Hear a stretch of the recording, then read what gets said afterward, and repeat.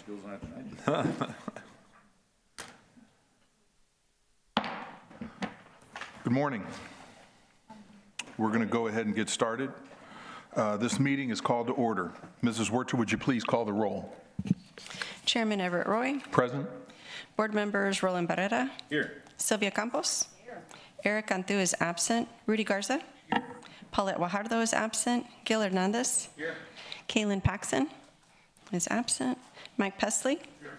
Mark Scott. Here. James Sedgwick. Here. Carolyn Vaughn is absent. Okay, we do have a quorum present to conduct the meeting. Okay, next we have public comment. Would anyone like to make public comment? Mrs. Werter, do you have you received any public comment? No, sir. Okay, seeing that there's none, we'll go to the next item. Are there any corrections to the minutes? I move for approval. Second. We have a motion to approve and a second. All in favor? Aye. Opposed? The motion carries. Next, we'll have our financial report. And I just want to remind everybody that's here that we had postponed the financial report from the last TIRZ meeting. And so I'm so excited, and I hope everybody else is, to receive our financial report this session. So, thank you, Mr. Chairman. Sergio Villasan, Director of Finance and Procurement. We do have an updated presentation. No numbers have been changed. We added a slide number 2 in there to make sure we highlight the participants within the TIRZ. So included in your agenda item packet are the unaudited financial statements as of May 31st, 2025. And we do have a brief presentation, and since it comes up here, on budget to actuals, funds available for commitments, and the schedule of commitments. And here, starting with slide number 2, we do want to highlight, as I mentioned, the primary source of the TIRZ 3 revenue is the tax increment from the zone, which includes participants. The participants in this zone include the city of Corpus Christi, Nueces County, Del Mar College. All 3 entities are currently participating at 100%. This particular TIRZ is intended to foster economic development by supporting private sector investment, funding public improvements, and offering revitalization in certain key areas of the downtown. Jumping into your statements of revenues, expenditures, and changes to fund balance as of May 31st, 2025. Looking at your amended budget column to your total revenues row, you have a total of $3.5 million budgeted for the fiscal year. Actuals year to date amount to $3.4 million. This leaves about $169,000 to be earned on revenues. Moving down to your total expenditures, the amended budget for the fiscal year is $10.1 million as of May 31st, 2025. Total expenditures year to date are $2.3 million. This leaves about $7.8 million pending to be spent. On an annual basis, your ending fund balance was projected at $1.8 million. As of May, your ending fund balance is $9.5 million. The next schedule over is your 5-year forecast of funds available for commitments. We start here with the row fiscal year 2025. The first row, your beginning fund balance is 9.5, which is your ending fund balance as of May 31st, 2025. We have pending revenues of about $169,000 we anticipate to be collected. We do have anticipated future incentives of $305,000 for the remaining of the year. Administration and other expenditures of $1.2 million, leaving funds available for commitments of $8.1. Looking at 2026 through 2029, we keep our annual revenues flat for conservative forecasting. We do have scheduled future incentives, which we'll see in the future slides here, and they range from $1 million to $3 million. And then we do have administration and other expenditures, 3.5 in 2026, then dropping to about 1.9 and from 2027 through 2029. You can see your fund balance goes from about $5 million, and your funds available for commitments goes from about $5 million in 2026 down to about $3 million in 2028, but bounces right back up in 2029. This next slide is your project-specific development commitments as of May 31st. These specific projects are reimbursed based on tax increment growth. A total 3.6 has been committed over the next few years. Some of the larger ones here, commitments include the Homewood Suites, the Hotel Indigo. Next slide over, we have our target vacant property improvement program with a total of $1.5 million, which is expected to be spent in the next couple of years. You do have the commercial finish out commitments as well, with $136,000 committed over the next 2 years, with a variety of projects listed in there. We also have a downtown living initiative commitments of about $3.4 million over the next 3 to 5 years, with the largest one there of 416 flats of $3 million. We also have the streetscape and safety improvement program with a total of $5.7 million committed there over the next 5 to 6 years. We're showing there with a large commitment to Hilton Spark of 1.3, Hotel Indigo of 2.9, and rooftop activation program commitments as of May 31st amount to about $2 million, with Holiday Inn and Hotel Indigo each getting $1 million each, or committed to $1 million each. In our slide administration and other expenditures over the next 5 years, we anticipate $8.7 million committed for administrative services and other expenditures. We have a variety of expenditures listed in here from the downtown vacant building, which is about $170 over the next three years. You have a $200,000 committed to traffic pattern, about $2.9 million over the next 3 years for administrative services from the downtown management group. We have the right-of-way of $150,000, park maintenance $150,000, one-time expenditures of about $634,000, bike patrol, off-duty PD patrols of $568,000, the clean team assessment over the next 3 years, about $1.1 million. TIRZ number 3 project plan scheduled to be spent in 2026 of $500,000. We have a nominal amount for management services, which is really a software of about $5,000. And then we have the city right-of-way of $170,000 for the next, which is about $50,000 per year. One-time special project, about $218,000. Transfer over to general fund for admin services of $396,000 over the next 3 years. And transfer to CIP of $524,000 anticipated in 2026. That concludes my presentation. I'll take any questions. Are there any questions from the board members? Board Member Campos. I'm just curious. I don't really see, like, I don't know what's going on, but which is a good thing, like our houseless population with it. As far as money, has that contributed to not having like as much houseless that I've noticed? Is it something that the city is doing that is contributing to not having like that kind of issue as much anymore? Do you know? Not off the top of my head. You know, the TIRZ is really focused on economic development and public improvements. But yeah, and I would imagine that you know helps economic development when you don't have houseless you know people. So I'm just wondering what is different that is helping that issue that we are doing as far as city. We continue to do the same thing. Councilwoman, you're talking about homeless congregating downtown. Mm-hmm. It may be some of our police patrol. You know, they've and the city council in recent years have passed ordinances for no laying and sleeping in the right of way. Yeah, but it's just kind of nice to be able to acknowledge that whatever we're doing, because we can be doing all these great things, but when we continue to see some of our issues not being addressed. So I was just wondering about that. As far as also like some of the other larger hotels, do we see them, I mean, I don't see any here, but that they're doing improvements?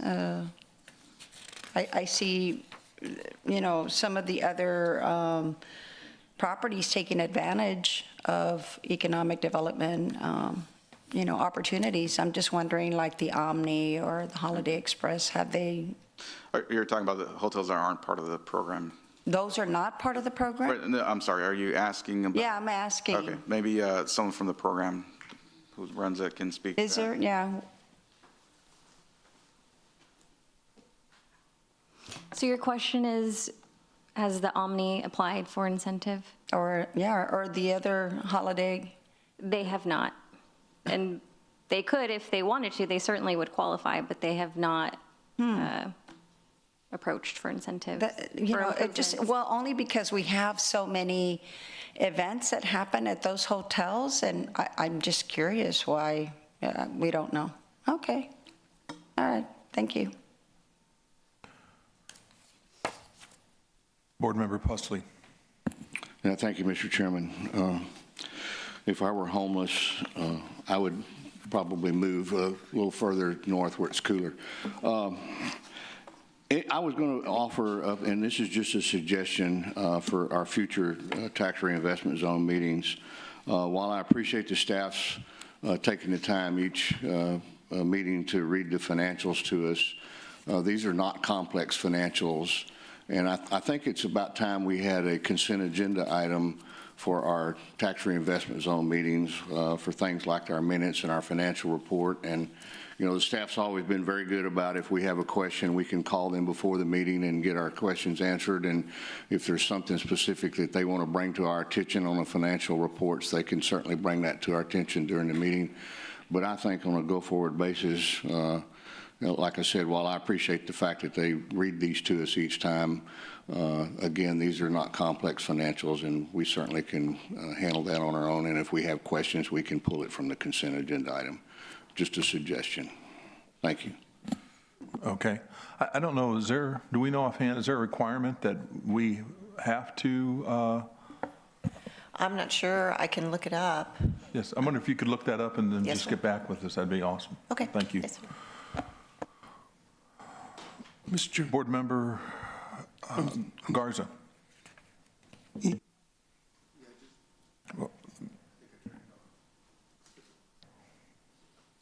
Let me.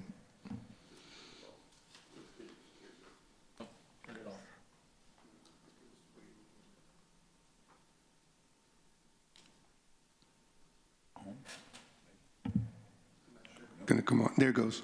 Anyway, yeah, I'm all in favor of us being able to either consider the financials under a consent agenda item. But the only issue that I have is we just got the sheets right now, and we wouldn't even have time to look at them if we had them under consent. So I mean, if you want to consider Commissioner Pusley's recommendation, I'd be all for it, but we need to get the financials up to date a few days before so we can at least absorb them, because, again, I'm not in favor of voting for something that I haven't seen yet. Thank you. Are there any other questions? Go Go ahead. Again, I think it is important to see the financials, but again, we were just handed this right before our meeting, so. And Right. then I didn't realize if there was going to be another opportunity to say anything about, because most of the time, these are done at the last minute, so anyway. What's the earliest that we can get the report? This past Friday. Say that again? This past Friday, I understand they were submitted, and so what I handed out was just a PowerPoint presentation. We replaced one slide, but the financial statements, the actual financials, and the presentation was included in the packet. So whenever the board receives that packet, or has access to this packet, whether electronically or paper, those reports and statements were available ahead of time. As I mentioned when I kicked off my presentation, the only item that had changed was we inserted a slide number 2 to highlight the participants, which had been requested at another TIRZ meeting. So we want to oblige that request as soon as possible, and that's the only reason we handed out a new set of slides. And a correction, we handed out an updated slide for that. But no financials have been changed. As long as the board's getting their packet on time, those financial statements are in there. They can be reviewed ahead of time, if I'd be available for any questions as well. Okay, thank you. Board Member Garza. Yeah, I agree that some of the financials were in the packet, but sometimes when we get this last packet, last one, we don't have a chance to even compare it against what was in the original packet. And I mean, sometimes we get them and there's some changes. Maybe this time there weren't any changes, but sometimes we get them and there's some changes or there's some corrections made. Last month, we didn't even consider approving the financials because there were some corrections that needed to be made. And so again, and then in terms of, yeah, they're easy to comprehend, but sometimes you need a little time to be able to put your comments together. I'm not sure exactly when we're going to chance to be able to comment on some of the expenses and some of the balances. And I don't know if this is the appropriate time or when we're getting ready to take a vote on approving the financials. Yeah, I believe when it comes to our financials, it's not something that's required to vote.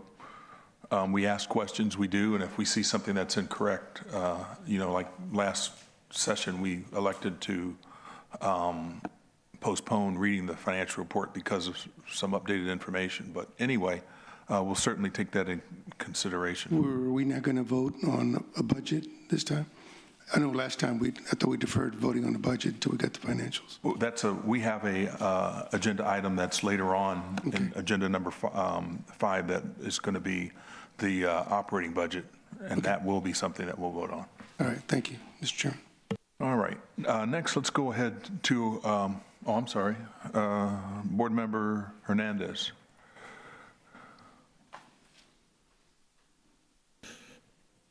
Okay, I was going to reiterate what you just said, that this is not something we vote on. It's just a report. I'm fine either way, whether it gets sent to us ahead of time or afterwards. We could always pull it off the consent if necessary to ask questions on it specifically. However, the reason I wanted to ask questions is that this is only going to go through 2028. When do we need to consider renewing this TIRZ?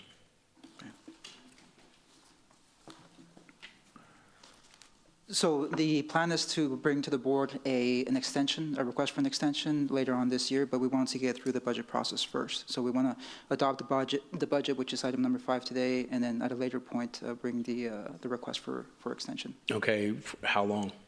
It should be within the next month or so. No. How long for the extension? What's the extension you're thinking? Is So it the 10 proposal, years, 20 years? The proposal would be for an additional 20 years. Additional How many? 20 years? 20 years. Thank you. Okay, thank you. Okay.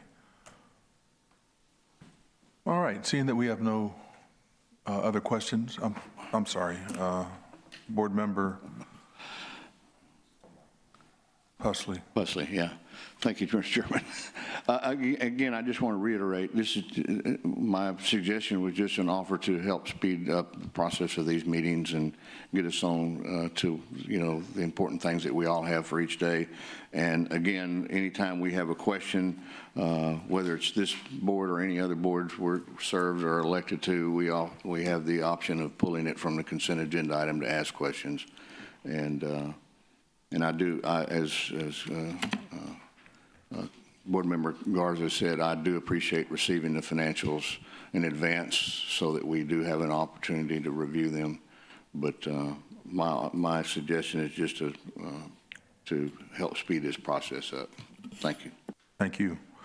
Okay, there is no executive session today, so we're going to go to our agenda items. So the first agenda item is a motion to approve a downtown development agreement with DGHG Properties, LLC.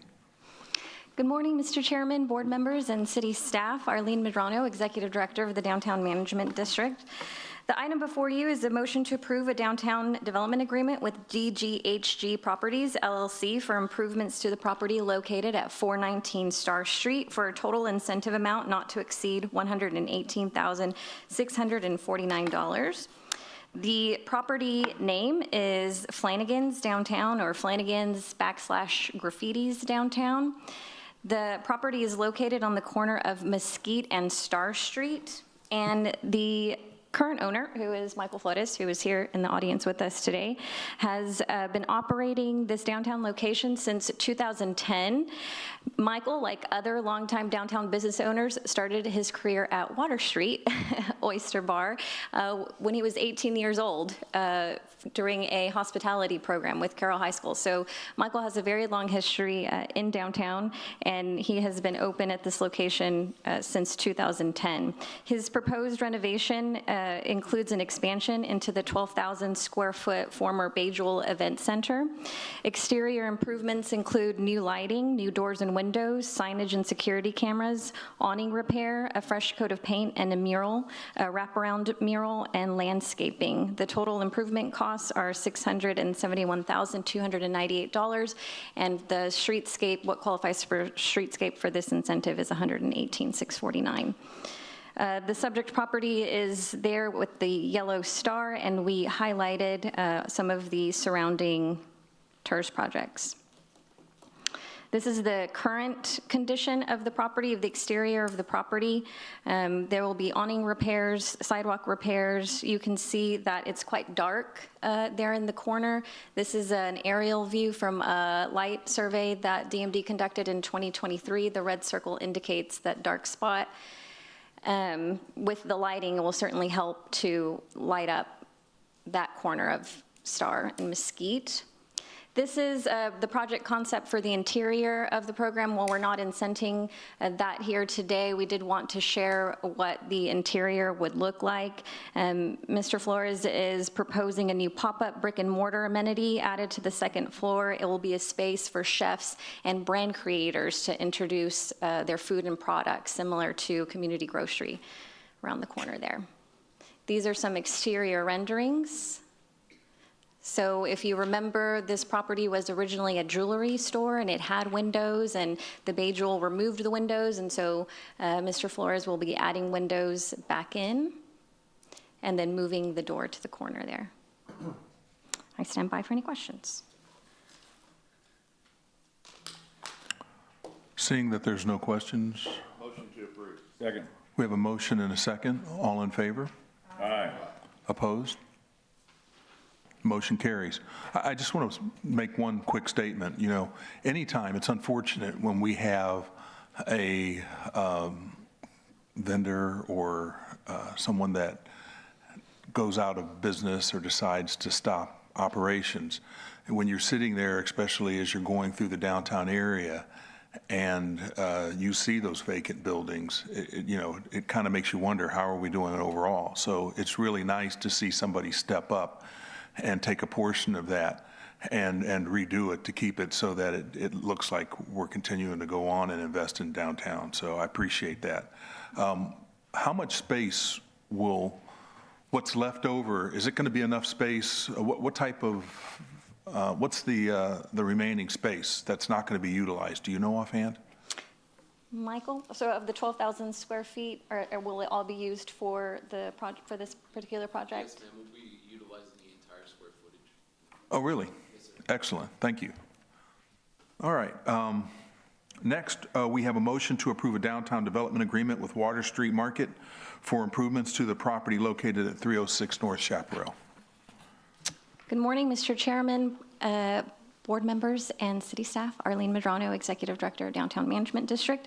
The item before you is a motion to approve a downtown development agreement with Water Street Market LLC for improvements to the property located at 320A Lomax Street for a total incentive amount not to exceed $129,590. The project name is Executive Surf Club, and the Executive Surf Club, as we all know, opened in 1987 and has become a staple in downtown for locals and visitors to Corpus Christi to eat, listen to live music, and enjoy its coastal atmosphere. The owner is with us here today, Richard Lomax, and he proposes a complete remodel of the exterior facade of the restaurant patio area and front entrance. Exterior improvements include ADA-compliant patio bar and seating, new pedestrian entrance on Chaparral Street, lighting and signage, fresh coat of paint, surfboard-style bar tops facing Chaparral Street. The total project costs are $400,000, and we are proposing an incentive of $129,590 for streetscape.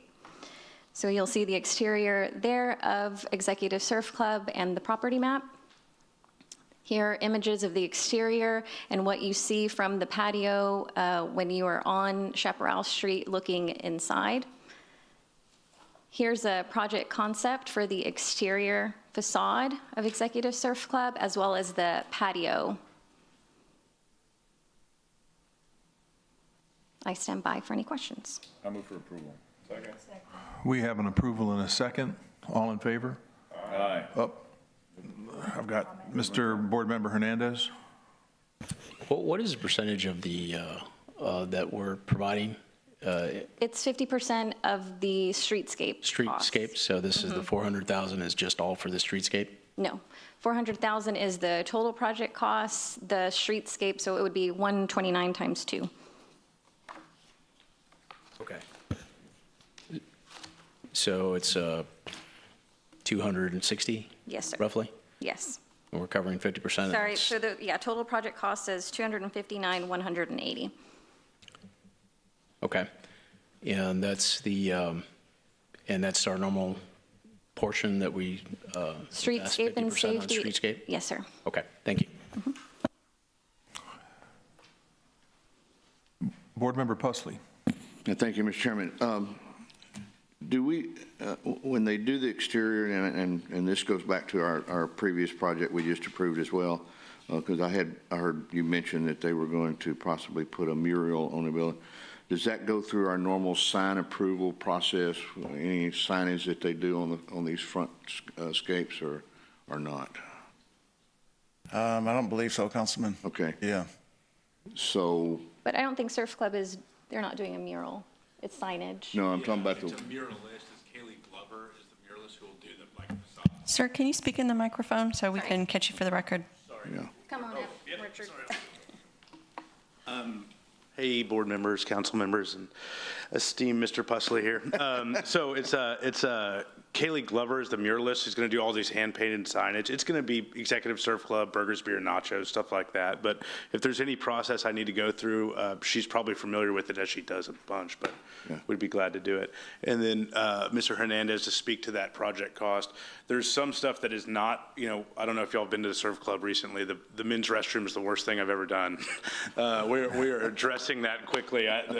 The girls had to win. The girls won the restroom battle last remodel. If I was a smarter man, I would have done this all at once. So we are addressing some men's restroom and ADA compliance and throughput issues as we welcome the new hotel and pedestrians and guests from next door. That's not streetscape or finish out. So I'm taking that burden on myself. So the streetscape portion is going to be guest-facing, pedestrian-facing, and streetscape improvements. So if that makes more sense to you. So let me know.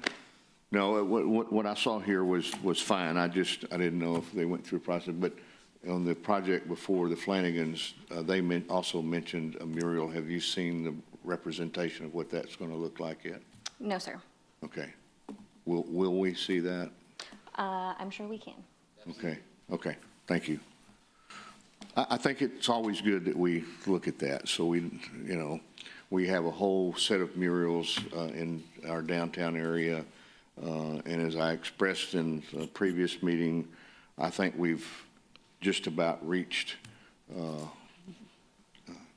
flush amount of murals in our downtown area, but we certainly can look at others on a case-by-case basis. Yes, sir. Thank you. Okay, seeing that there's no other questions, we have a motion and a second. All in favor? Aye. Aye. Opposed? Motion carries. Our next item is a resolution approving the fiscal year 2025-26 tax increment reinvestment zone, number 3 operating budget. Good morning, members. Chairman Arturo Marquez, Director of Office of Economic Development. As we spoke a little earlier, we are going to do the second reading of the budget. The next phase, of course, upon approval is to take this for City Council for final approval. So we begin the budget in the estimated actuals. We are expecting to have a balance of 8.1 carrying on over to the fiscal year 2026. We are expecting a 3.5 total revenue collected into the TIRZ with an expenditure of 7.06 million, which will go into further detail throughout the presentation. That would leave us a fund balance of 4.6 going on into the following year. Now, with the revenue, it is separated into the 4 different categories, with the city collecting majority of the revenues at 1.9, and roughly speaking, about the same amount collected from Del Mar and Nueces County. We do have some funding coming in from interest on investment of $164,000, giving us the total of 3.5 in the collected revenues. Now, for the total expenses, here's a breakdown of a list. It's going to be 2 slides in total of a list of the total expenses with $500,000 under project plan. The targeted vacant property improvement is 1.13, commercial finish out 72,000, the living initiative 116, the project specific development 171, the downtown vacant building program 50,000. The traffic and pattern analysis implementation, 100,000, streetscapes and safety improvements at 1.9. So this gives us the first 4.12 million, which we then carry over into the next slide.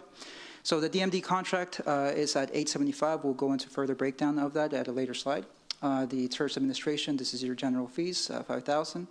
The DMD right-of-way, $50,000. The city right-of-way, $50,000, and the park maintenance, $50,000. Again, we'll go in a little bit of additional detail in just a future slide. One-time special projects is $460,000 is what we're requesting. Bike patrol, $160. Clean team assessment match at $365. And the transfer to general fund, $396,000, and transfer to CIP is a new one at $524. And we'll do a little bit of breakdown of where that request is coming from and where that's going towards. So that gives us a total of $7.06 million in total expenses requested. Now, there is a bit of a change from the last time we presented. So under the streetscapes and safety, the 1.3 was originally requested, and of course, we did have a couple of items just this morning that you guys approved that are now included into the expenses. This increases the total expenses from 1.3 to 1.9, and again, some of the reasons do include the Executive Surf Club and the Flanagan's Downtown projects, which you guys just recently approved, but also the Water Street Market, Heritage Outfitters, Lowly's Streetery, Dams and Bourbons, as others that are included in this increase. One-time special projects, originally we had not put in line item on this one, but now we are requesting $460,000. And the DMD projects does include dog-friendly spaces, landscape lighting, and mural fests, which Arlene will go over in just a little bit. Now, the bike patrol, we originally had proposed $100,000, and we are requesting an increase of $60,000. The request will be later explained by Arlene as to the reason why. The clean team, same thing. The original request was $330,000 with an increase of $35,534, and that is just due to the increase of events. The transfer to CIP was originally listed as 0, but there is a project that we're proposing, and that is going to be the START resurfacing project, which would be a total request for $524,543. So out of the program budgets, there are 7 different programs that the tenants, business owners can request out of, with an additional 8th program under the new TIRZ projects, which this one gets pulled from whenever there's a new project that comes in that same year. So for the commitments for fiscal year 2026, there are a total of $3.4 million in projects, and those are broken down into the 5 different categories that you guys see here in front of you, with the target vacant property improvements at 1.1, commercial finish at $72,000, downtown living initiative at $116,000, the project-specific development at $171, and the streetscape and safety improvements at $1.9.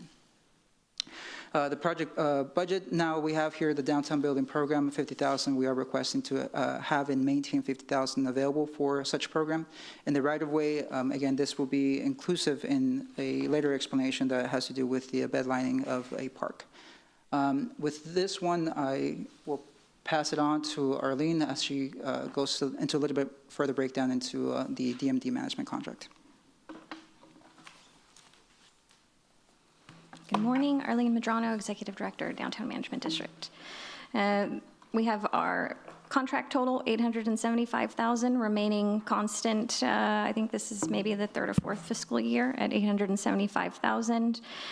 The only change really is in the clean team contract, so that's our contract with Block by Block, and they have a 3% year-over-year increase there. Our new project request, as we went over a couple of months ago, this is a no new revenue or no new expenditure line item. It'll be part of the $50,000 right-of-way bucket, and this is to install new fencing around the Chaparral Street tree beds. A new project requested, and this is that transfer to the CIP, $525,000, and this is for mill overlay with spot curb repair on Star Street from Lower Broadway to Water Street. Another new project is landscape lighting in Artesian and La Retama parks. That's uplighting or canopy lighting for the trees, and this would be a one-time increase to park maintenance for the TIRZ budget line item. Same thing with dog-friendly spaces implementation, and that would be a one-time expenditure, and it's up to $50,000. We don't expect that it will cost that much, but again, these are all reimbursement-based, so the funding stays in the TIRZ until the DMD requests reimbursement for expenses. So fifth annual Mural Fest, we hosted that in June. We do fundraise for the entirety of that program, and so we are requesting, since it is part of our TIRZ service plan, a $20,000 sponsorship, essentially funding to kick that off. And this is our commitment to develop public murals throughout downtown. Additional funding requests, these are reoccurring for the TIRZ. So we have right-of-way projects throughout the year. The DMD implements right-of-way projects throughout downtown. We have, again, it's reimbursement based, so we make the initial expenditure and request reimbursement to the TIRZ. Same with park maintenance. We have adopted the downtown city parks, and so we maintain those throughout the year and then request reimbursement for maintenance of those parks. The DMD levy assessment match, this slide didn't get the update, but the assessment match commitment is $365,534. That number is here, and that is last year's certified roll. And so that 376 is this year's certified roll. So the number reflected in the actual budget documents is correct at that 365,534. And then we've talked about this a couple months ago about the Corpus Christi Police Department off-duty police patrol throughout downtown, and that number had remained at 100,000 for 11 years, and we've had an increase in our manpower hours as well as an increase in rate. And so this reflects the actual cost of that at 160. And this is the breakdown of the manpower hours, the costs, and the visitors to downtown for those events. And I stand by for any questions. I have a quick question. Can you reiterate again why, as far as Star Street being completed, we're taking that money out of the TIRZ and not using the CIP fund? What is that, to expedite? What's the reason behind that?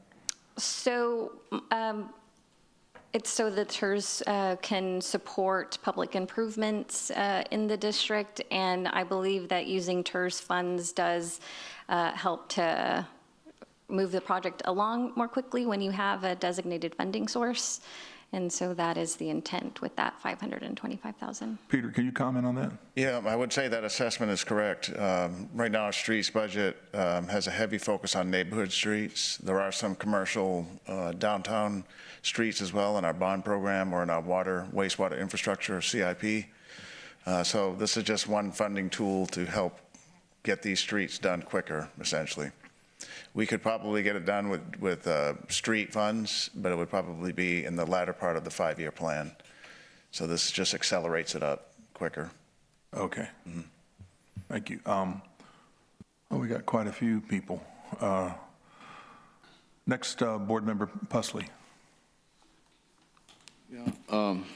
On that note, could you talk a little bit more about on page 12 the lighting initiative and the landscape fencing around the park, and then this dog park project?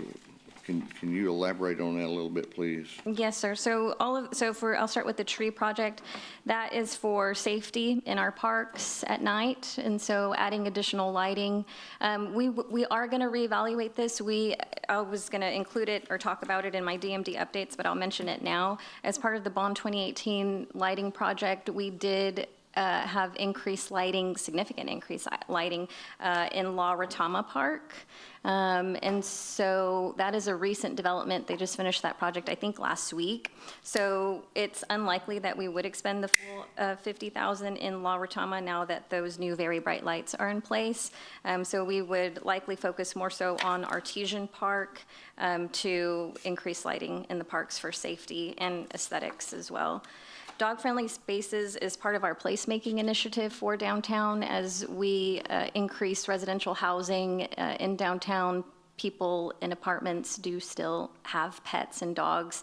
And if they don't want to, part of our clean team, they do pick up quite a bit of waste from animals, and so in order to decrease incidences of waste in the district, we want to provide dog-friendly spaces.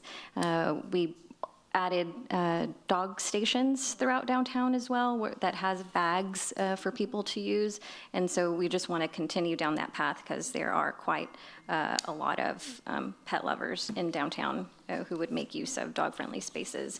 And this could be in parks. It wouldn't be anything as robust as like a city dog park.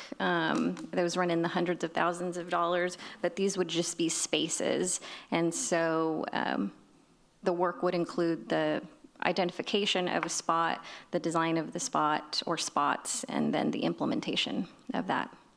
And this would be in existing parks, or is this going to be on existing properties, or where are these, you envision these dog-friendly places being? In parks or potentially even in the tree beds. There are some tree beds where landscaping just will not grow, either for whatever reason, either because of too much shade from a tree or too much sun or et cetera. And so we are considering those spots where we know we'll never get good landscaping and to make them dog friendly. So maybe putting in fake grass or some element, you know, we have a design team who would help us design what is best for that. I'm not so sure I'm in favor of that, but I want to zoom back a little bit to the overall issue of this. And my partner on the Commissioner Court, Commissioner Chesney, expressed this at our last TIRZ meeting. Some of these projects that you just went through, the street improvements, the lighting improvements, those are really city functions. And the TIRZ was never designed to replace city functions with respect to repair the streets and creating dog-friendly spaces and things of that nature. And I will tell you that the Commissioner's Court is beginning to get quite concerned about some of these outreach sort of things that we're doing. The TIRZ was designed to increase development of spaces that are going to add to the revenue generated from ad valorem taxes. That's what the county, that's our position and the reason we got involved in supporting the tax reinvestment zones to begin with. But these kinds of things don't help that scenario from our perspective. And I just think we have to be really careful about using TIRZ money to replace projects that are supposed to be funded by the city. And you are correct, because I was here and voted on it. We put a great deal of money into street with our bonds, with the tax, sales taxes, et cetera, et cetera. So I'm just going to say we have to be really careful about doing this because the county is becoming quite concerned. Thank you. Board Member Scott. Yeah, so I was feeling really sorry for myself because I feel like I'm a little unprepared today. And then I looked over at Eric's seat and I see today's agenda. So I don't feel so bad about asking the questions I'm going to ask. And my point is humor me. I apologize. I think I may be out over my skis. When did y'all start talking about Star Street? When did that discussion begin? It began before I arrived. When would that be? Before April of this year. Got it. So you don't know if it's, Commissioner Pussell, just wondering if you were on the council when y'all this was discussed before I got on, in which case, you know. Second of all, I think on Star, it just doesn't happen. But it's okay. I think if it drops back on the city's budget solely, it just doesn't happen. And that's okay. That's just, I think that's the issue. And I would hope it does stimulate economic development because that's what I'm all about on these TIRZ. $50,000 to fence around trees? Yes. Is that the budget, or can I bid on that? Because Mike and I can do it for $45,500 and a six-pack of beer. Now, that just seems really interesting to me. That's going to cost $50,000. Is that already bid out? No, we wouldn't do that until we had secured the funding. Okay, but so we don't know. But I'm just telling you, it just looks odd, right? You know, I think a taxpayer is going to go, "What the heck, $50,000?" It's a lot of tree beds, a lot of linear feet. Okay, is that right? A lot of trees, you're saying? Oh, yeah, it's the entire length of Chaparral Street. That's awesome. Just at some point, do the math for me. Just absolutely, we plan to me and say, Mark, it's gazillion feet, and it's really a good deal. Yes, sir. I wanted So a couple weeks ago, I was declared an old white guy, which I kind of took offense to until I realized I am an old white guy. But with that in mind, I'm going to ask, when we do these presentations, talk slower. I mean, seriously. If you want me to understand what you're saying, then say it in a manner that I can hear it. And so you could tell I'm a little emotional about that, but that's a big deal to me. Okay, thank you. I'd like some sort of update on the living initiative and conversions at some point in the future. I know I'm way over my skis because that's probably in your upcoming report. And then I guess we're going to talk about downtown entrances, the future entrance to downtown at some point. We talked about Yes, I'll cover a little bit of that in my DMD updates. and the last thought I had was, and this is where I'm embarrassed, I should have known this, but you're telling me that when we approved the additional projects today, we increased the budget request. And was that in your presentation? Okay, I apologize. Did y'all get that? Did y'all know that when we voted yes, our budget was going up and that we were going to vote on that budget, which reflects that which we approved 5 minutes earlier? I'm curious because I missed that. And I'm always sensitive to, on question number one, you vote yes, and then question number two, you're like, hey, you just increased the budget. Well, I don't want to increase the budget. Well, you just voted yes on one, and so if you said it, I apologize. I just didn't hear it, and so that kind of tweaked me. That's all I got. Thank you, sir. Thank you all. Board Member Campos. Okay, that does bring up a good point. Does it increase our budget? I didn't think it would. The TIRZ, what was presented earlier, but. Yes, so, we're presenting the budget now. This is the budget item, and one of the slides did assume an approval of today's items that would be paid out in FY '26. And again, how much is that? What were the two items? Would it be like 169 plus 129? So 129, 590 plus, it's about 300,000, I think, plus 118, 649, about 250. 250? Yes, ma'am. Yeah, that would be good to emphasize that. I just wanted to come back to the why we, are doing better with our house lists. And I was having a conversation with Board Member Barrera, and he said, well, could it be that it is maybe the CCPD that does the bike patrol? Is that, how long has that been? They may have changed direction. I would be very happy to bring Lieutenant JT down for our next meeting to give an update, because he's out there for all of our events, Art Walk, Run Club, and then they also do patrols during non-Friday art walks as well as Saturdays, and they do submit reports after every patrol listing any incidences that may have occurred or contacts that they made.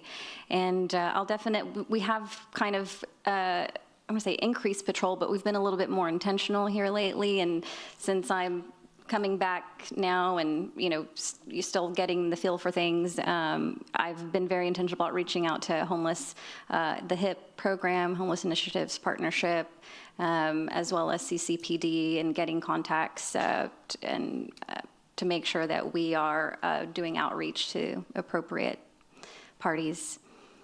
No, I was trying to figure it out, and I think that is a good point, that when you have that kind of direct contact, that you're not just, going in the vehicles, you're actually there, that really does help. Yes. For one, downtown, but it could also help for other parts of the city. I guess the other thing is just on the trees and on the dog spots, that I think you're on the right track. We don't really need like a dog park. Right. We just need spots, and make sure that we have little signs that say, pick up after your your pet. I mean, that too is a nice little friendly reminder. Yes, ma'am. But I just want to say that as far as, downtown, I really do see that it's thriving, and I just want to say thank you to all the hard work that y'all put into it, and that a lot of it, it's not always about just the heart, the streets, but it is about the amenities, right? We're reminded that, life is not just these hard things, but some of the soft, and as far as murals are concerned, I just want to say this, that murals are great. I mean, I don't know if we'll ever get oversaturated, because I think there's a point where you paint over them. I mean, they get old, they get, So I think there's still a lot of room for murals. All right, thank you. Thank you. Board Member Barrera? Thank you, Chairman. Okay, so first off, Clean Team is fantastic. Yes, sir. What is it? They are. I mean, as somebody who has their home away from home downtown, what have you, the Clean Team just does an outstanding job. They do. Keeping the plants and, going, I think that's great. I would hope, and I don't know if maybe they migrate towards the seawall. And it's supposed to be parks. I know that empties those out, but I think sometimes it, the contract ends at Shoreline. Yeah. It's City Parks that So does the seawall. I don't know that, because that's an important component that's highly traveled, something to may consider. Also, I see on the regular basis the bike patrol or the PD, and I mean, it does make a difference. Mm-hmm. I'm a little reluctant on Star Street. The reason being is, of course, everybody in my office is anxious for Taylor, because we drive it. Yes, it's starting today. Okay. Well, it was supposed to start when, A couple weeks ago. A couple weeks ago, and then it was supposed to start yesterday, and so, I drove down it today. And, Yeah. I drive down Star Street on a regular basis. I don't know, unless there's something I'm missing, I might consider deferring that. And the reason being, too, is that a one-way, it's not going to hurt me one way or the other. I think, I kind of agree with Commissioner Pusley and want to contradict on another side, because I think the other components are curb cuts. There's areas, it's hit or miss if you're in a wheelchair. It's hit or miss of whether you're in a wheelchair. I think the lighting also has improved areas of where it decreases the homeless population or those individuals, because there's no place for them to hang around. And I think, I get a ton of people that call me on Art Walk. Not a ton, but same thing happened 4th of July. Hey, can we park at your office? Can we park by your office and walk down? And that area there that goes down on Taylor Street, that walkway, that's an area for homeless. The area along the bluff, because they just, in those little pockets of areas, I think if you lit up the area, that tunnel that you go down and kept that clean, that goes right onto Star Street, you know what I'm talking about? Yes, sir, I do. Yeah, and that's an area where I think, once again, if you put lighting in there, you'd have much more vibrant. I think it helps your parking issue, because you have people parking on the bluff, and then they could walk down and enjoy it. I think making it more pedestrian friendly, I think those are some improvements that would entice development. Once again, I'm not trying to contradict Commissioner Pusley, but I think that's one thing that makes it more appealing. The great news is that project is under design currently. So the Upper Broadway, closing an area and turning it into a pedestrian walkway. But we can bring that back at another meeting. Yeah, and see, that's the things. I would say the $500,000, if you used it to entice a developer that wanted to, where they saw more lighting, and then they see a piece of property, and we can use that for the interior. Yes. So Mike, I'm not necessarily contradicting you, but I think this supports that initiative where somebody wants to come in and invest in a spot. And I don't think Star Street's that bad. However, same thing with the curbs. There's some areas of the curbs that are really high, probably about 8 inches, so just some things like that. Dog-friendly spaces, I agree. We're a dog-friendly office, you know, and so there's occasionally where, you know, it's just, you're walking out in the heat, you know, there's no trees, you know, there's not, you know, I just think that if you invest in some, you know, shrubbery or trees or something of that nature, because it's a positive thing for somebody like me to say, okay, you can bring your pet to the office, but then you're going to go out and the heat index is 100 degrees, you know, and they're going to say, no, we're going to leave the dog at home. I'm not saying that everybody should have my problem, but if it's a pedestrian-friendly area, it entices more activity downtown because you have spaces like, you know, the bus and surf club, that they're dog-friendly environment, but it's not one that they can walk around with their pet. And that's the one thing that we want to do. Because we see, and I'll shut up, but because we see the housing out there, you see people walking their pets on a regular basis. Yes. So anyway, that's all I have. Thank you. Board Member Garza.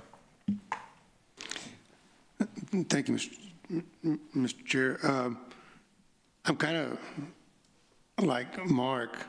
I'm concerned about us having to continue to contribute to street repairs unless it's a new project, new area. I know that we had approved, or the voters had approved, a street project for Twig. We were going to totally reconstruct Twig, probably over $1 million. And so that money was approved by the voters. And money was supposed to go into District 1. It was in downtown area, and we didn't spend that money because we decided, you know what, we're going to redo the bridge. We're not going to use Twig to the same degree. We don't want to redo it right now if it's going to impact the traffic pattern and traffic use. And so if it was approved by the voters and it was part of the District 1's representatives package, that money should have stayed and remained in District 1 of the downtown area. So I don't know what happened to the money with Twig, right? But if that money's still there somewhere, that should be directed toward either Star or Taylor or such, so that so you're not continuously, you know, taking from the TIRZ. My opinion is that there should be more money for incentives. I believe the downtown area will be healthier if we figure out a way to focus on downtown living initiatives. And again, we get more people who live downtown, you're going to have a more predictable traffic and pedestrian and population presence. And you talked about the reduction in homeless. Well, there's some things that have contributed to that. Of course, the additional activity downtown, when you have additional clubs and restaurants and bars, that helps because there's people coming and going. You got more business activity. People are coming and going, and that's not where the homeless folks stay. They go into areas where there's less activity. Getting back, so I believe again that if we figure out a way to carve out more money for downtown living initiatives, I think you're gonna have a more viable downtown long term. I love the events that we have, the Dia de los Muertos, the art walks, all that. That's all great, and that helps the businesses. I could not, in good conscience, vote against a project that we need for a surf club with all the effort and all the money that Brad Lomax has put down there. And so again, and the fact that Flanagan's has been there and asking for some streetscape work. They've been there since 2010.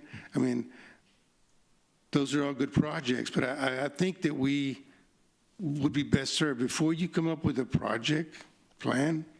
I think it would be beneficial for us to sit down, figure out a way to carve out a workshop. The last thing I want is to take up any more of my time in serving on boards or commissions or councils or anything like that. But at the end of the day, I think that if we sat down collectively in a casual setting and tossed around ideas that I think would benefit and be able for us to be able to laser focus our dollars, then you might have happier partners in the county and Del Mar, right? Because I don't think that we've got that right now. And again, you're asking for a renewal of the TIRZ. I'm not exactly sure how it's going to go, to be perfectly honest with you. If we're spending more money on overhead, more money on sending back to the general fund than we're spending on initiatives. And I think that we've got to sit down and figure out a new strategy that we might be able to have better results in the long term, because we've given out so much money over the last couple of years in hotels and in projects, and even in bar projects, rooftop projects, and less effort and less strategy in terms of getting downtown living really stronger than it is right now. Thank you. Board Member Sedgwick. Thank you, Chairman. And my thoughts are very redundant about what's been said already, but I believe this Star Street project may be a Pandora's box we just don't want to open. I mean, once we do Star Street, then we're going to have another property owner come along and say, well, why don't you do the street in front of my business? And why don't you do the street in front of the next business? And I agree, I don't believe the TIRZ is in the business of doing street repair. And so I want to be brief because everyone's expressed that point, but I concur with those thoughts that I don't think that's the right trail we should go down. Thank you. Thank you. Board Member Pusley. Yeah, thank you, Mr. Chairman. So I'm going to get on my soapbox just a little bit here. And I'm not sure I understood your question, Councilman, but for the 4 years I was a member of the City Council, the council approved more street projects than ever before in the history of the city.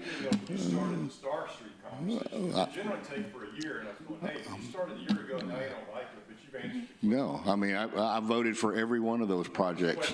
Okay. But anyway,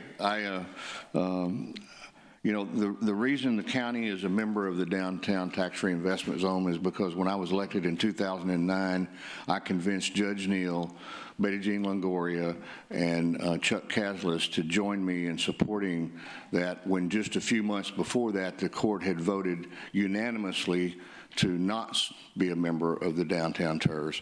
And I did that with the ideal that the increase in downtown initiatives and construction and whatever we could do to improve property values in downtown was ultimately going to come back to the county. The county only has one source of revenue. Just one, and that's ad valorem taxes. We don't get sales tax. We don't get hotel motel tax. None of that.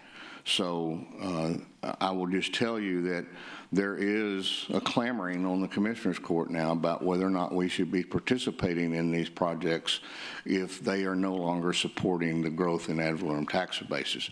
And so just a cautionary warning that when I bring these, this is not just me talking. This is coming from the court, and you've heard it from other members of our court as well. But and I want to also say that as far as the lighting and the streetscape improvements, those were ideals I supported early on in the tax reinvestment zone.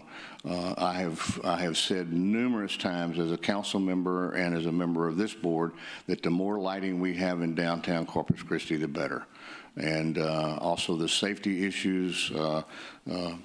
Councilman Roy, you and I went and met with the police department and talked to them extensively about how they patrol downtown and the efforts that they put into that. So, and I support that. But the streetscape ideal was an ideal I brought to Alyssa when she was here several years ago and said, you know, we need to, besides the buildings themselves, the look of downtown is very important. And so that's why I supported these two projects that were brought forward this morning. But I also support Board Member Garza's mention of the fact that we need to focus on what's going to drive people for living downtown and to increase the population there so that the businesses that we are supporting through these initiatives are going to be able to stay viable and be successful. So thank you. And Mark, I wasn't trying to be snap. I just wanted you to know that I support improving our streets wherever it is. It's a huge goal for this city. Thank you. Board Member Campos. Thank you, Chairman. I just wanted to touch back on what Board Member Garza said about, you know, what brings people to downtown.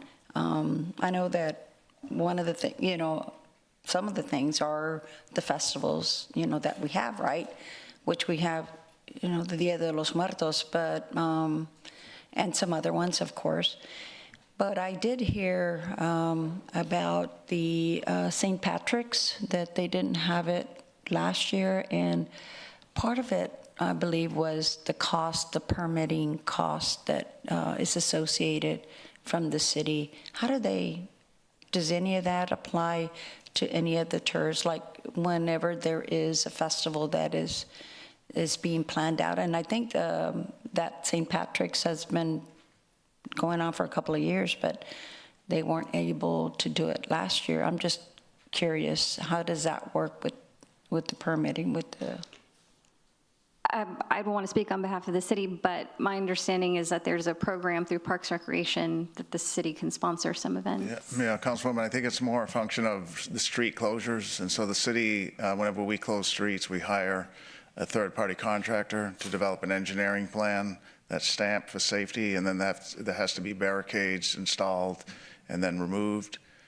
So those are the costs. It's not necessarily application fees, although there are some administrative fees, I believe. But the bigger cost is hiring an engineer to develop a plan to keep pedestrians safe, and then to reroute the traffic, and then to set up barricades and road devices to have the zone and then redirect traffic. So the engineering, that part of it is being paid by the event?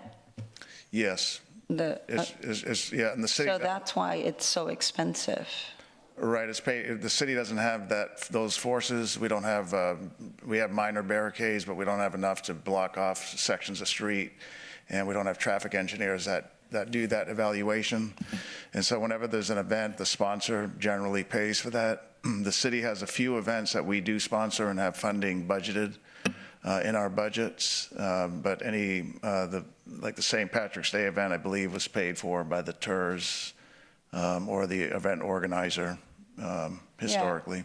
Yeah, I believe it has been. And I should have done a little bit more of my homework, but that was sent to me a couple of days ago, and they were complaining about not complaining, but just stating how expensive it is. It really is. And it seems like it's a really successful, event, but, if hopefully maybe in the future we can try to reach out and see what else.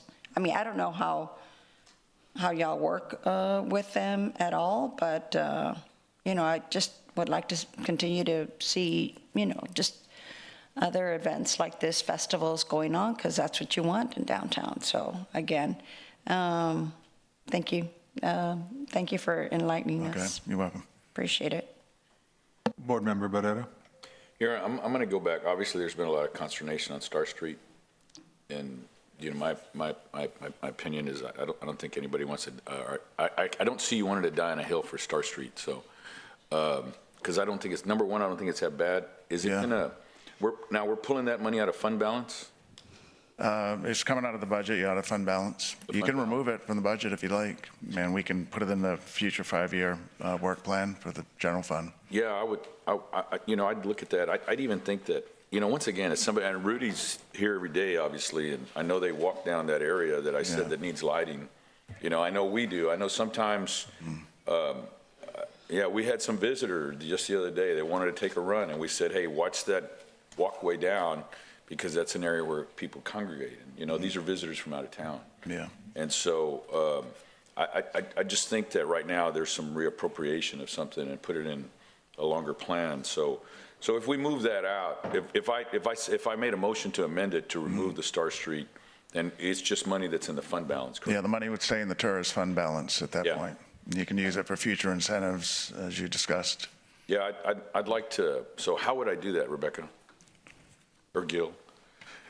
Amendments? You would just make that motion to amend, and then staff would figure out how to implement that into the budget. So if you just make your motion to amend to remove Star Street. It would be an amendment to approve the budget less the Star Street project, to delete the Star Street project, that's all. Right. Yeah. All right, so I make that motion to approve the budget, but amend it to remove the Star Street component. Right. We have a motion and a second for the amendment. All in favor? Aye. Opposed?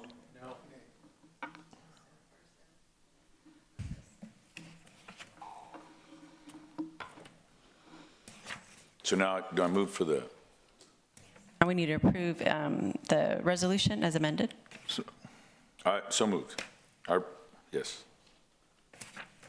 So we have a Second. motion to approve as the resolution. As amended. Mhm. Do we have a second? That's what. Okay, Oh. Mr. Sedgwick. We have a motion and a second. All in favor? Aye. Opposed? Okay, Pusley and Mr. Garza. Can we, do we need to show, do you have the count? Sir? Were you able to get, there were two? Yes, sir, that there were opposed? two, Mr. Pusley and Mr. Garza. That's who I recorded as no. Everybody else is aye. All right, so the motion carries. Thank you. The next agenda item is a presentation from DMD updates. Good morning, Mr. Chairman, members of the board, Arlene Medrano, Executive Director, Downtown Management District. I'm going to quickly go over DMD updates, starting with our placemaking division. We, again, we want to talk to you about Agnes South Chaparral Reimagined. We went ahead and got traffic counts for the Agnes Chaparral corridor. And if you follow the map, the legend under visits, and then follow that blue arrow and the circled area where it's red. I know it's quite small, I'm sorry.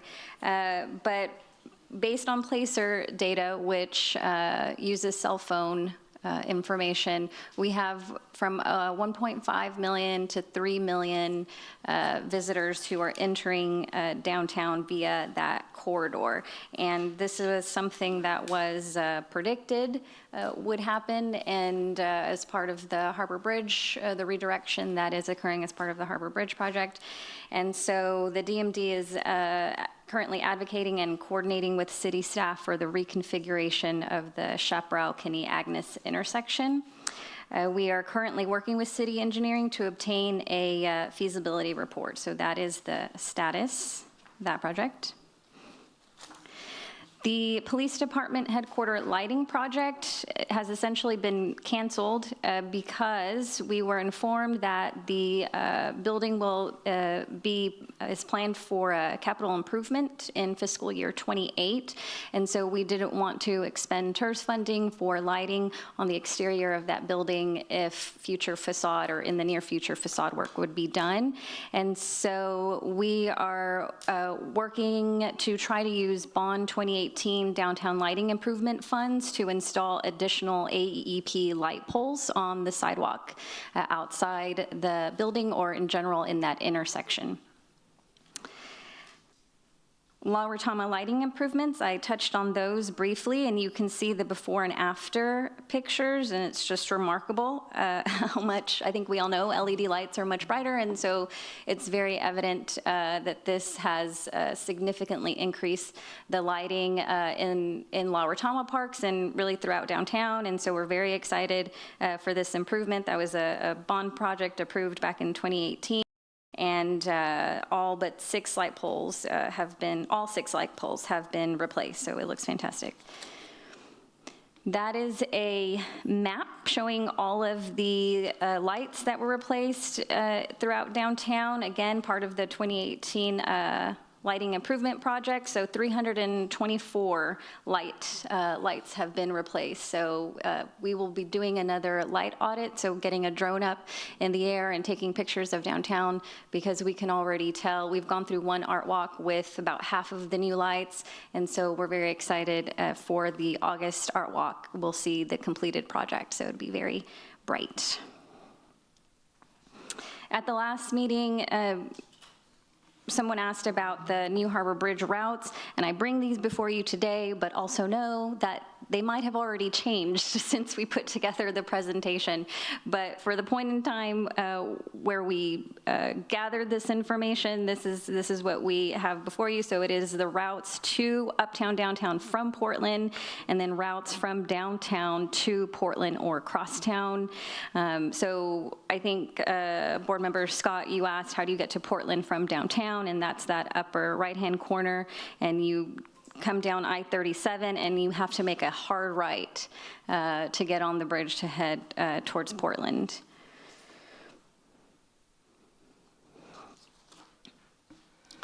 So wayfinding, the CCTX wayfinding master plan, the project goals to identify decision points, determine signage design and placement, and implement new wayfinding signs throughout the city to direct visitors to local destinations.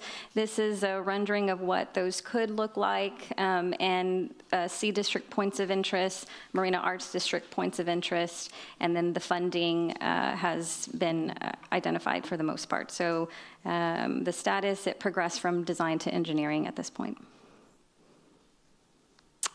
Curb maintenance and metered parking, we met with city staff and some council members, several council members, to identify current, or to work towards identifying current curb categorization and identification layouts in downtown. In case you haven't noticed, there's a lot of red paint throughout downtown, and so discussions with city staff revealed that the red paint is not necessary when you have the diagonal white lines indicating no parking zones in downtown.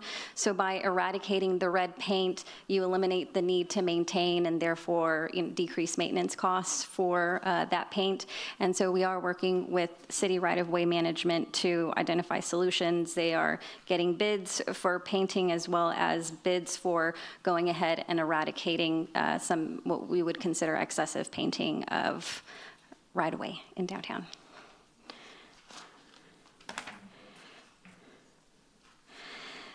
If you haven't already received it, we brought the resolution. They did, okay. The DMD board approved a resolution of support for the renewal of the TIRZ number 3. That was approved June 12th of 2025. And so it was very small to include here on this PowerPoint. And so you have a hard copy of it with you. An update on Costa Sur real estate. So this is a first floor tenant of the Foundry located on Peoples Street. And so the Costa Sur has been remodeling their first floor retail space. The landlord completed his portion of the construction, which included wall construction to white box the space and added new plumbing and electrical. The tenant is working on new ceiling tiles and fixtures and a fresh coat of paint, and that was commercial finish out program for a $16,428 incentive. Just a very 30,000 foot view on our TIRZ projects. Currently, we have 14 TIRZ projects in construction with 4 permit pending, 8 in pre-development, and 5 in reimbursement phase. So we have Jenny Bodwell, who's our Economic Development Manager, and Gabby Guillen, who is Economic Development Assistant, and they and with me together work on, we have 31 projects going on right now. This is our Downtown Development Summit invitation to you all. Chairman Roy will be speaking at this event. This is the first time that we will host a Downtown Development Summit. We will give educational talks on TIRZ, have testimonials from TIRZ and business owners, and our keynote speaker will be Casey Lane from House of Rock, who has owned House of Rock for the last 20 years. They will be celebrating their 20th anniversary on July 28th. We'll extend an invitation to you all, and we'll also be doing a project walkthrough of Dram's Bourbon Bar, and this is really intended to, we're inviting a lot of the employees who work at various locations throughout downtown, because as was the case with Casey and with Michael Flores, who was here earlier, they worked in downtown for a period of time at various restaurants, and that inspired them to then open businesses in downtown. Michael opened his business when he was just 23, so he was one of the youngest business owners in downtown at the time. And so part of the summit is also meant to inspire that in, and it could be whoever's waiting on you today at El Camino or something. From promotions, we have our Christmas in July Summer Mixer, which you are all invited to. It takes place tomorrow, 5:30 to 7:30 at the Omni Hotel in the Bayview Ballroom. We invite you all to attend. This is our kickoff for our upcoming holiday season, and I know it's just July, but it takes a lot of time and effort to not only for the DMD to prepare for 2 months worth of programming on a weekly basis, but the businesses also gear up to prepare for this programming as well. So you are all welcome to join us as we announce our holiday schedule. Okay. Well, thank you for your presentation. Board Member Hernandez. If you can go back to the slide where it talks about curb maintenance and metered parking. Yes, sir. I know this is something that I've had a meeting with staff as well as Councilman Roy on this, with specifically trying to understand who's responsible for what. I had EMD, Public Works, and pointing fingers at each other, so I want to make sure that, and Peter, we need to make sure we know who's responsible for what, right? I need to make sure that if there's a problem, I can say, this is a responsible party, get it fixed. Right. Right now, it's one of these numbers. Right, yeah, you and I talked about that yesterday. Right. So whatever we decide on, I want to make sure we have somebody in charge that we can go to, because obviously downtown is an important part. The parking strategy there, obviously we have the issues with meters that are somewhat outdated. And, we have parking control in one department, Public Works in another department, and then you have the downtown management district. And so it can be confusing to the general public, so we just want to make sure whoever is put in charge of it, that we can hold somebody accountable. Right, Okay. agreed, and we'll let you know for sure with Okay. a memo. Thank you. Board Member Barrera. Yeah, and to dovetail on that, I guess that's the thing. I mean, there's a lot of inconsistency, like, obviously Chaparral is free parking, and that's prime area. And the thing is that we've got, developers that have put together a real nice parking lot for us that's lit up, and yet, everybody's looking for the free parking right away. So I think that's number one. It's a revenue loss to the city. What is it? It's something that we've obviously haven't paid attention to, and I think, and obviously we're looking into this with the technology or the text to parking. I think if we could accelerate that and figure out some kind of performer, because it should pay for itself, particularly with all the activity that you're having downtown. And, when I made my comment earlier about people asking me to park on Upper Broadway, it's not, I mean, you may want to consider, in one of your work groups, are we going to charge for parking in the evenings when we have those events? They already don't charge for parking. I know. Oh, you're saying two? Two. Oh, okay. Because if you're in Austin, Texas, you're going to pay for parking, And what my point is that you're discouraging investment from those individuals. And then the other thing, my pet peeve is that parking lot across from the bus, not the bus, what is it? Goldfish. I don't know how we enforce that, or how we put, some blockades or something to discourage, because you have a good partner downtown that puts up lighting and puts up a parking lot, and people go there basically for the security and the lighting. But, we're not encouraging that investment. So I think that's something that's also important. That you'll see when you get to your office later that it looks like they're staging construction on that lot, and so it likely will not be able to be used for parking, but it is private property. We have asked the owner if we could block it, for Art Walk to encourage parking, but it was a no-go. So, and we have no standing to block it without. Yeah, but we own the owner's street. If we approval. could block it off from the street, that's my thing. I mean, we own the street. I mean, I don't know. I guess you have to talk to legal to find out. I mean, I'm not trying to contradict you. I'm just saying that, and if you look at the way it is, and I don't know if you go to code enforcement, I mean, it's not obviously taken care of, and I don't even know who the property owner is, or if they're not here or whatever, but, the people go in there, they get stuck in the mud on occasion, and it's just. Well, and I suspect that's staging for Taylor Street, unless they are, we saw that on our way here this morning, and it could be a coincidence in timing, or it could be staging for the Taylor Street reconstruction. Okay. And then, I think I have to agree with, Board Member Garza, engaging us so that way we can, instead, because, these ideas you're getting piecemeal from us. Versus those of us that are there regularly. I mean, Jim's here regularly, Jim's always, obviously his office downtown, Board Member Garza, he lives down here. My office is obviously here. And, you know, this is a council member's district, and I think those of us who are, Mark is always here, Sylvia on a regular basis. So I think if you engage us, so that way you won't have all this piecemeal stuff coming around, I think it'd be a good opportunity. And then we can address the county's concerns, and so that way it's handled properly. Yes, sir. Anyway, my 2 cents. Thank you. Thank you. Okay. Again, thank you for your presentation. I want to thank everybody that's attended this meeting today. And with that, with no further business, this meeting's adjourned. Thank you. Justin.